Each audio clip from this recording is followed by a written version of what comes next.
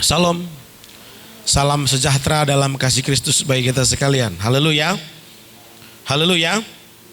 Hari ini kita belajar firman Tuhan terambil dari Yohanes pasal yang ke-11 ayat yang ke-15. Kita bersyukur kepada Tuhan yang mana karena anugerahnya kita boleh berkumpul di tempat ini. Amin. Siap mendengarkan firman? Siap mendengarkan firman? Ya, puji Tuhan. Kita baca bersama-sama satu ayat ini.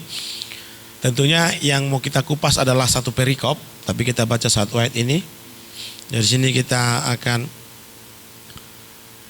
membahas satu perikop nanti dari ayat ini sebagai pokok pikiran kita. 1, 2, 3 ya.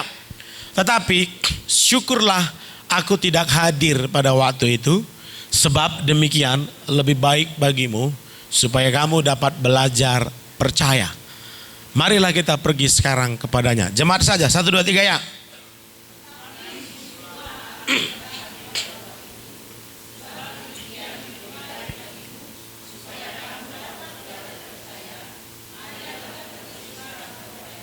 Iya, belajar percaya. Sama-sama katakan dengan saya, belajar percaya. 1, 2, 3 ya. Katakan di kiri kanannya, kamu harus belajar percaya. Saya yakin dan percaya setiap kita di sini sudah percaya. Amin. Saya yakin dan percaya setiap kita di sini sudah percaya sama Tuhan. Amin. Hanya kurang percaya. Kenapa saya katakan demikian? Contohnya begini. Ibarat kalau kita makan, sudah makan, tapi masih kurang kenyang, gitu kira-kira. Jadi percaya kita itu kepada Tuhan harus full. Dalam keadaan apapun kita harus tetap mempercayai Tuhan. Mana mainnya? Pertanyaannya ada 3 hal yang hendak saya sampaikan, 3 poin penting yang hendak saya sampaikan kepada kita. Dari pertanyaan yang muncul dalam benak saya. Yang pertama, mengapa kita harus belajar mempercayai Tuhan? Yang kedua, bagaimana prosesnya di saat kita belajar mempercayai Tuhan? Yang ketiga, apa tanda atau bukti bagi kita bahwasannya kita ini sudah mempercayai Tuhan? Yang pertama tadi pertanyaannya yang muncul dalam benak saya, mengapa kita harus belajar mempercayai Tuhan? Karena di situ dikatakan supaya kamu dapat belajar percaya. Mengapa kita harus belajar mempercayai Tuhan? Bagaimana prosesnya di saat kita belajar mempercayai Tuhan? Yang ketiga, apa tanda atau bukti bagi kita bahwasannya kita ini sudah mempercayai Tuhan? Mari kita lihat uraiannya. Yang pertama, alasan mengapa kita harus belajar mempercayai Tuhan. Alasannya adalah agar kita dapat melihat kemuliaan Tuhan. Ayat 40.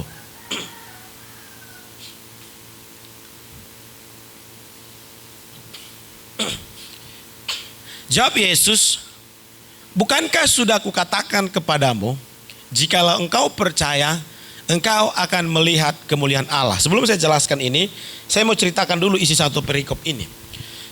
Kisah dalam satu perikop ini adalah sebuah kisah di mana pada saat itu Lazarus sedang sakit. Lazarus punya saudara namanya Maria dan Marta. Jadi Maria mengutus orang untuk menyampaikan pesan kepada Tuhan Yesus, karena saat itu Yesus tidak berada di lokasi di mana Lazarus sedang sakit. Maria mengutus orang untuk menyampaikan kepada Yesus sebuah pesan bahwasanya dia yang kau kasih sakit. Jadi coba lihat satu aja, lihat lebih jelasnya. Ayat 1. Ada seorang yang sedang sakit namanya Lazarus. Ia tinggal di Betania, kampung Maria dan adiknya Marta. Next. Maria ialah perempuan yang pernah meminyaki kaki Tuhan dengan minyak mur dan menyekanya dengan rambutnya. Terus. Dan Lazarus yang sedang sakit itu adalah saudaranya. Kedua perempuan itu mengirim kabar kepada Yesus, Tuhan, dia yang engkau kasihi sakit. Next. Ketika Yesus mendengar kabar itu, ia berkata penyakit itu tidak akan membawa kematian. Ini konteksnya tentang Lazarus. Nangkap ya? Jangan setiap saudara asal lihat orang sakit, penyakit itu tidak membawa kepada kematian, tapi supaya nama Allah dimuliakan. Sejarah mencatat Timotius anak rohani Paulus mati karena sakit pada pencernaan. Elisa itu mati karena penyakit. Jadi ini konteksnya kepada Lazarus. Karena memang Tuhan sedang mau mendidik keluar orang-orang, maksud saya orang-orang yang ada dalam komunitas Maria. Dan juga Tuhan mau mendidik para muridnya supaya belajar mempercayai Tuhan. Ketika Yesus mendengar kabar itu, ia berkata penyakit itu tidak akan membawa kematian, tetapi akan menyatakan kemuliaan Allah. Sebab oleh penyakit itu anak Allah akan dimuliakan. Next. Yesus memang mengasihi Marta dan kakaknya dan Lazarus. Lanjut. Namun setelah didengarnya bahwa Lazarus sakit, di situ ada kata sengaja. Jadi perkataan Tuhan tadi ditujukan untuk Lazarus. Karena ada seseorang menyampaikan pesan kepada Yesus, dia yang kau kasihi sakit. Mohon maaf, bukan berarti Yesus tidak bisa menyembuhkan. Tapi artinya kalau ada orang yang meninggal karena sakit, jangan saudara hakimi. Nangkap maksud saya? Nangkap ya? Jadi kita harus berimbang, belajar firman itu harus berimbang. Ini konteksnya, Tuhan katakan tadi penyakit Lazarus itu tidak membawa dia kepada kematian. Tetapi supaya nama Tuhan dimuliakan. Karena memang Tuhan sedang hendak mendidik mereka. Itu maka dikatakan di sini. Namun setelah didengarnya bahwa Lazarus sakit, ia sengaja tinggal 2 hari lagi di tempat di mana ia berada. Terus. Tetapi sesudah itu ia berkata kepada murid-muridnya, mari kita kembali ke Yudea. Oke, kita baca aja lah supaya terbuka cara pandangnya. Terus. 9. Macet ya ayat 9-nya. Oke. Jawab Yesus, bukankah ada 12 jam dalam satu hari? Siapa yang berjalan pada siang hari kakinya tidak terantuk karena ia melihat terang dunia ini. Terus. Tetapi jikalau seorang berjalan pada malam hari kakinya terantuk karena terang tidak ada dalam dirinya. Next. Demikianlah perkataannya dan sudah itu ia berkata kepada mereka, Lazarus saudara kita telah tertidur.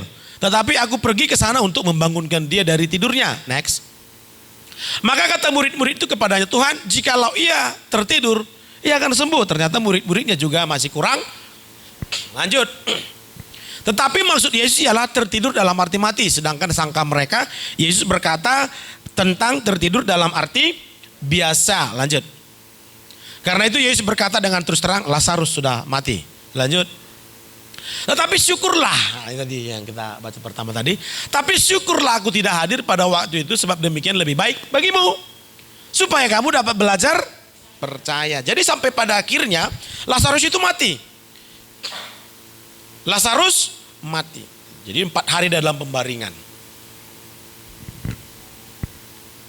Jadi ketika Yesus tiba di sana, Yesus berfirman di ayat 40 tadi. Apa katanya ayat 40? Jawab Yesus, bukankah sudah kukatakan kepadamu, jikalau engkau percaya, engkau akan melihat kemuliaan Allah. Pada akhirnya Lazarus bangkit, sudah 4 hari mati. Bukankah sudah kukatakan kepadamu, jikalau engkau percaya, engkau akan melihat kemuliaan Allah.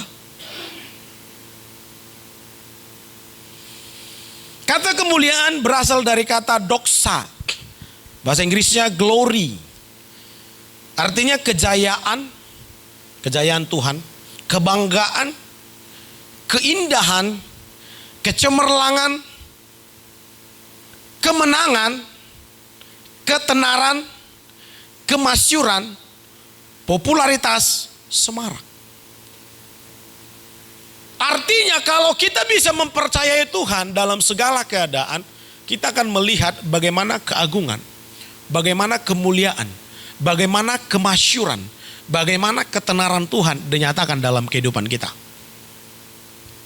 Kalau kita bisa mempercayai Tuhan. Salah satu bukti kebesaran Tuhan sanggup membangkitkan orang yang sudah mati selama 4 hari. Nggak pernah ada tokoh agama manapun di muka bumi ini yang sanggup seperti itu. Haleluya. Nggak ada. Nggak ada tokoh di muka bumi ini, tokoh agama manapun tidak ada yang pernah sanggup membangkitkan orang dari kematian. Hanya Yesus. Tepuk tangan dong. Jadi kalau kita rindu melihat bagaimana karya Allah, kuasa Allah, keagungan Tuhan dinyatakan atas kehidupan kita, jawabannya satu. Nggak ada yang lain. Percaya saja. Haleluya. Percaya saja. Tetapi kata percaya saja yang saya katakan barusan itu tidak semudah mengungkapkannya. Tidak semudah mengutarakannya. Itu maka Tuhan katakan kepada murid-muridnya dan orang-orang di sekitar Maria supaya mereka dapat belajar percaya. Prosesnya bagaimana pendeta? Prosesnya kita lihat. Yang pertama akan ada pembiaran. Yohanes 11 ayat 1 sampai 6. Ada seorang yang sedang sakit. Namanya siapa tadi? Ia tinggal di Betania, kampung Maria dan adiknya Marta. Next. Maria ialah perempuan yang pernah meminyaki kaki Tuhan dengan minyak mur dan menyekanya dengan rambutnya. Lanjut. Dan Lazarus yang sakit itu adalah saudaranya. Kedua perempuan itu mengirim kabar kepada Yesus. Kalau sekarang berdoa lah kira-kira. Seperti itu. Tuhan, dia yang kau kasihi sakit. Lanjut. Ketika Yesus mendengar kabar itu, ia berkata, penyakit itu tidak akan membawa kematian, tetapi akan menyatakan kemuliaan Allah, sebab oleh penyakit itu anak Allah akan dimuliakan. Next. Yesus memang mengasihi Marta dan kakaknya dan Lazarus. Lanjut. Namun setelah didengarnya bahwa Lazarus sakit, ia sengaja, sama-sama katakan sengaja. Ya, ia sengaja. Ini artinya membiarkan. Ada pembiaran di situ. Ia sengaja. Dalam kehidupan kita sebagai anak-anak Tuhan, kadangkala ketika kita berdoa atas pergumulan kita, tidak dijawab Tuhan. Ada masanya nggak kita minta pun dikasihnya. Baru timbul di hati, belum kita sampaikan kepada Tuhan, dikasihnya. Tapi ada kalanya ketika kita berdoa, sudah berpuasa, sudah buat ini dan itu, Tuhan tidak jawab. Ada pembiaran. Halo? Tuhan katakan lebih baik itu bagimu, supaya kamu dapat belajar percaya. Proses dalam belajar mempercayai Tuhan seperti itu. Yang pertama, kadangkala kita dibiarkannya atas pergumulan kita.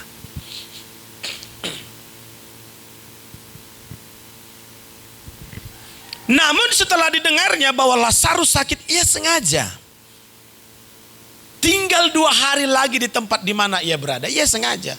Dia sudah merencanakan pekerjaan yang besar akan dinyatakan lewat kematian Lazarus. Maka dikatakan tadi kematian tidak membawa kepada kematian. Walaupun pada akhirnya Lazarus mati tetapi bangkit kembali. Artinya begini, walaupun kita sakit, dan karena sakit kita mati secara fisik, tapi percayalah ketika kita hidup berkenan kepada Tuhan sampai akhir hidup kita, nanti kita akan memperoleh kebangkitan yang kekal.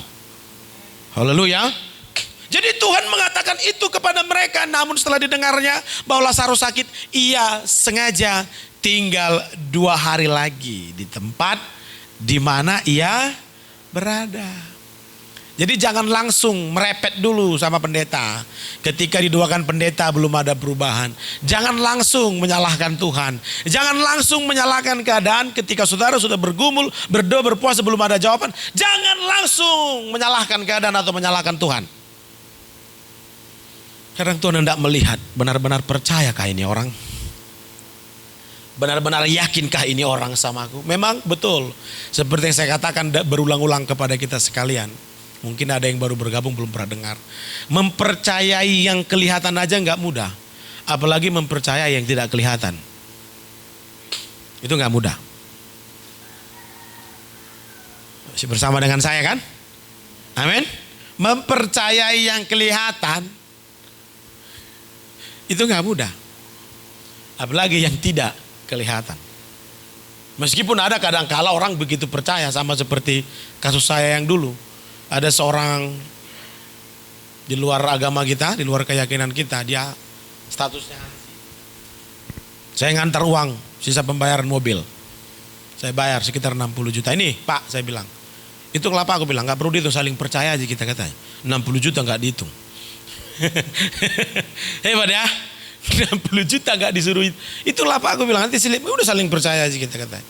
Aku pikir ada memang sebagian orang seperti itu. Tapi gak mudah cari orang yang seperti itu. Mungkin hebat pengalaman hidupnya dalam hal itu.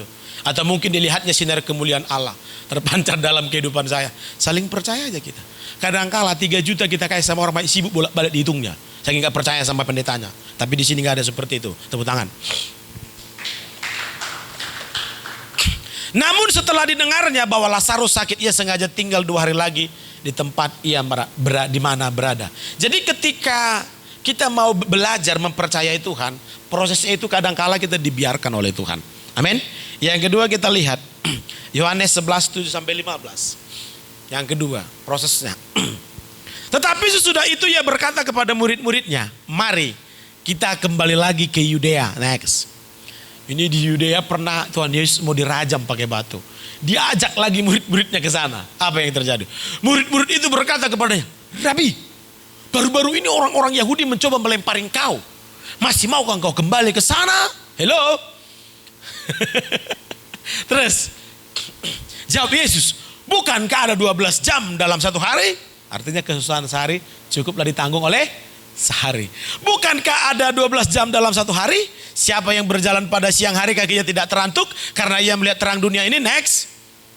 Tetapi jikalau seorang berjalan pada malam hari kakinya terantuk karena terang tidak ada dalam dirinya. Lanjut. Demikianlah perkataannya dan sesudah itu ia berkata kepada mereka, Lazarus saudara kita telah tertidur, tetapi aku pergi ke sana untuk membangunkan dia dari tidurnya. Terus. Maka kata murid-murid itu kepadanya, Tuhan, jikalau ia tertidur ia akan sembuh. Next. Tetapi maksud Yesus ialah tertidur dalam arti mati. Sedangkan sangka mereka Yesus berkata tentang tertidur dalam arti biasa. Karena itu Yesus berkata dengan terus terang, Lazarus sudah mati. Lanjut. Tetapi syukurlah aku tidak hadir pada waktu itu, sebab demikian lebih baik bagimu supaya kamu dapat belajar percaya. Marilah kita pergi sekarang kepadanya. Proses yang kedua, yang pertama tadi proses ketika kita belajar mempercayai Tuhan, Tuhan kadangkala membiarkan kita dengan pergumulan kita.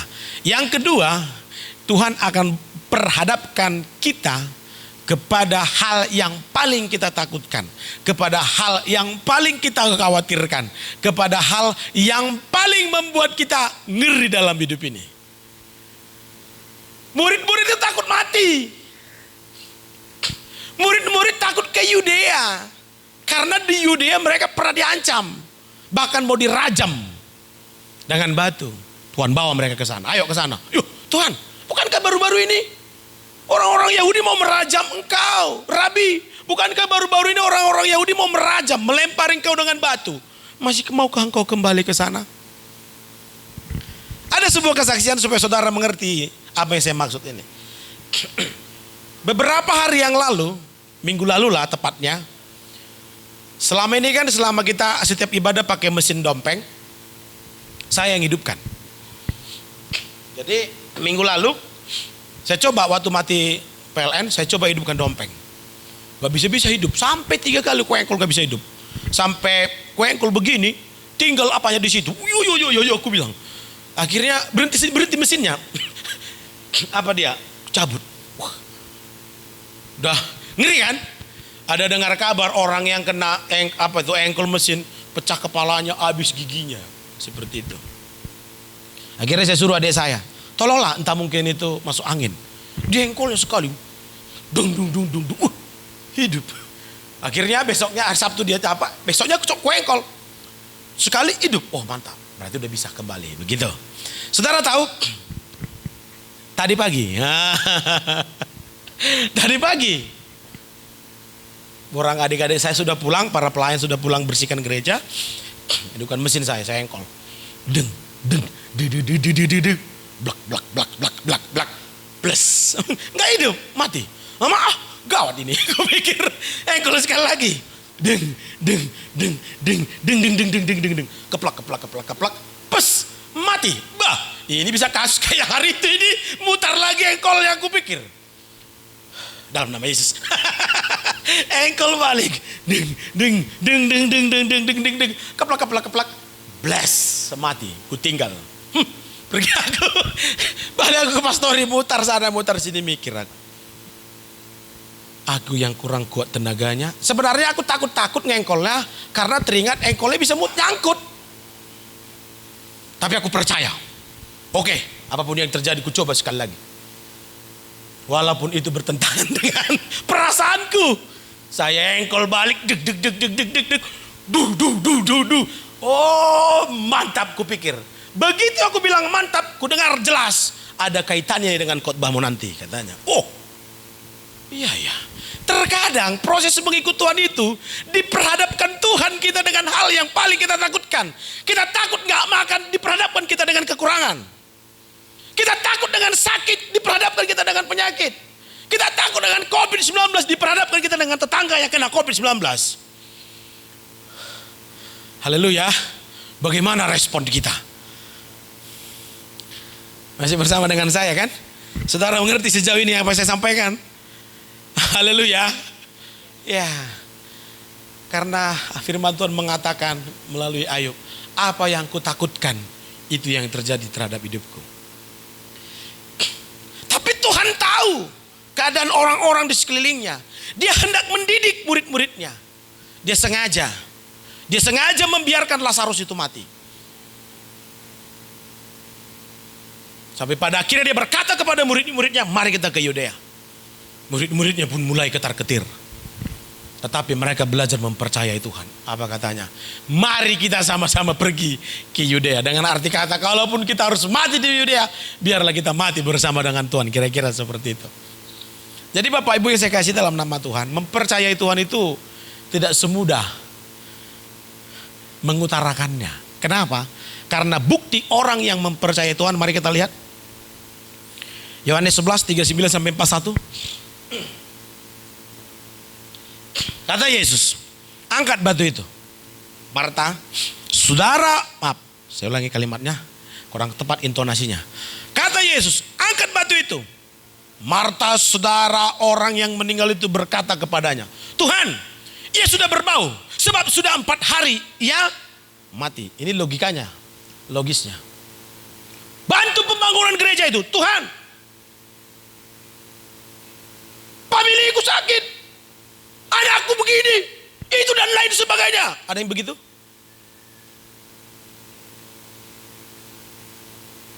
Layani mereka, Tuhan. Anakku pun gak terlayaniku. Halo? Masih bersama dengan saya? Mau melihat kemuliaan Tuhan? Angkat batu itu. Marta langsung jawab. Kalau ngomong percaya kata si Marta ininya. Saudara orang yang meninggal itu berkata kepada Tuhan, ia sudah berbau sebab sudah 4 hari ia mati. Terus jawab Yesus, bukankah sudah kukatakan kepadamu, jikalau engkau percaya, engkau akan melihat kemuliaan Allah. Apa lagi? Pas 1. Maka mereka mengangkat batu itu. Lalu Yesus mengangkat kata dan berkata, Bapa, aku mengucap syukur kepadamu karena engkau telah mendengarkan aku. Next. Aku tahu bahwa engkau selalu mendengarkan aku. Tetapi oleh karena orang banyak yang berdiri di sini mengelilingi aku mengatakannya supaya mereka percaya bahwa engkaulah yang telah mengutus aku. Next. Dan sesudah berkata demikian, berserulah ia dengan suara keras, Lazarus, mari keluar. Apa yang terjadi? Orang yang telah mati itu datang keluar. Kira-kira lari enggak ya? Kaki dan tangannya masih terikat dengan kain kafan dan mukanya tertutup dengan kain peluk. Kata Yesus kepada mereka, bukalah kain-kain itu dan biarkan ia pergi. Luar biasa enggak kemuliaan Tuhan? Luar biasa enggak kemuliaan Tuhan yang dinyatakan? Bukankah sudah aku katakan kalau engkau percaya engkau akan melihat kemuliaan. Saudara tahu kemuliaannya? 4 hari sudah mati, bangkit. Enggak ada tepuk tangannya. Tuhan mana yang seperti itu? Allah mana yang seperti Allah kita? 4 orang bangkit, yang lain buat burung pipit pun gak bisa. Buat emprit-emprit bisa. Halo? Gak mudah mempercayai Tuhan itu, gak mudah. Kita harus terus belajar mempercayainya. Kadang-kala kita diperhadapkan dengan hal-hal yang bertentangan dengan akal sehat kita. Bertentangan gak dengan akal sehat nih? Angkat batu itu, udah 4 hari ya mungkin. Gue berbau hampir berulat. angkat kanindu. Nah, biasa ini. Sok pahlawan, sok pintar. Saya mau katakan kepada kita, saya pun sering diperhadapkan seperti itu. Iya ya, aku pikir. Saudara tahu, ini saya, nggak ada urusan yang lain nggak. Saya cerita sama mertua saya, Inang, gue bilang, apa itu Amang? Mau nikah kau? Kata, enggak, gue bilang. Nanti tahun baru kita jalan-jalan ya ke tempat cucumu, gue bilang, ke Perawang. Mana mobilnya? Katanya. Ya nanti kalau ada, aku mau nabung nih. Mau nabung, udah dalam logika gue ini. Per bulan sekian ada sekian, nanti tambah dari sini. Itulah logikanya, kira-kira begitu. Dapatlah. Nanti apa? Ya udah kita kredit aja mobil, gue bilang. Oh gitu ya? Iya. Itu untuk bulan 11, untuk bulan 12 nanti kira-kira seperti itu. Saudara tahu yang di logika gue ini bertentangan semua dengan rencana Allah. Begitu aku simpan, datang teman pendeta tolong bantu aku ini gawat. Kenapa? Pinjam dulu uangmu, katanya. Aduh, datang satu lagi, tolong dulu bantu, tolong pinjam uangmu. Mana uang tadi mau ditabung coba? Aku memikirkannya, iya ya, tapi sudahlah. Saat firman ini datang kepada saya, iyalah udah. Kalau memang Tuhan menghendaki, itu pasti terjadi. Akhirnya saya belajar mengikuti gerakannya Tuhan. Kalau Tuhan menghendaki itu pasti terjadi. Enggak perlu kali ambisi ikut Tuhan ini. Karena kalau Tuhan mengatakan tidak, kita paksakan, celaka akibatnya. Haleluya. Tuhan mengatakan tidak, kita paksakan, celaka akibatnya. Tetapi juga Tuhan berkenan mengabulkan setiap permohonan kita ketika kita memiliki motivasi yang baik di hadapan Tuhan. Ikuti aja geraknya Tuhan. Kalau Tuhan sudah berfirman tenang, ya kita tenang aja. Kalau Tuhan sudah berfirman lakukan, ya kita lakukan saja. Enggak perlu kita negosiasi dengan Tuhan. Enggak perlu kita bersoal jawab dengan Tuhan. Dari sudut pandang manapun kalahnya kita. Jadi apa kata Tuhan? Walau terkadang bertentangan dengan perasaan kita, bertentangan dengan keadaan kita, bahkan bertentangan dengan logika kita, lakukan saja. Itu bukti orang yang percaya. Bukti orang yang percaya tetap taat pada perkataan Tuhan, meskipun perkataan Tuhan tersebut bertentangan dengan logikanya. Tepuk tangan. Haleluya. Saudara nangkap apa yang saya sampaikan? Mau melihat kemuliaan Tuhan? Saudara masih yakin gak mukjizat itu ada? Mana yang yakin? Enggak adanya, cuma 3 orang yang kami angkat tangan. Buktinya corona ini gak pergi. Kita belum tahu. Kita belum mengerti sebenarnya. Karena memang iblis sedang mendebar roh ketakutan. Karena ada 3 pesan yang Tuhan sampaikan kepada saya tentang terhadap COVID ini sebelum sampai ke Indonesia. Tuhan kasih penglihatan yang pertama sama saya, akan banyak orang sakit dan mati. Yang kedua, Tuhan kasih pembedaan antara orang yang hidup di dalam kebenaran dengan yang tidak. Saya tidak mau menghakimi mereka yang jabatannya pendeta itu yang mati karena ini. Saya tidak mau menghakimi mereka. Sebenarnya hari ini saya mau membahas tentang Injil yang lain, Yesus yang lain atau roh yang lain. Tapi Tuhan bawa saya kemari. Mungkin ada yang lebih membutuhkan kebenaran ini. Nanti akan kita bahas kalau Tuhan kehendaki minggu depan. Yesus yang lain. Apakah kita sudah benar-benar menerima Yesus Kristus yang benar? Atau masih Yesus yang lain?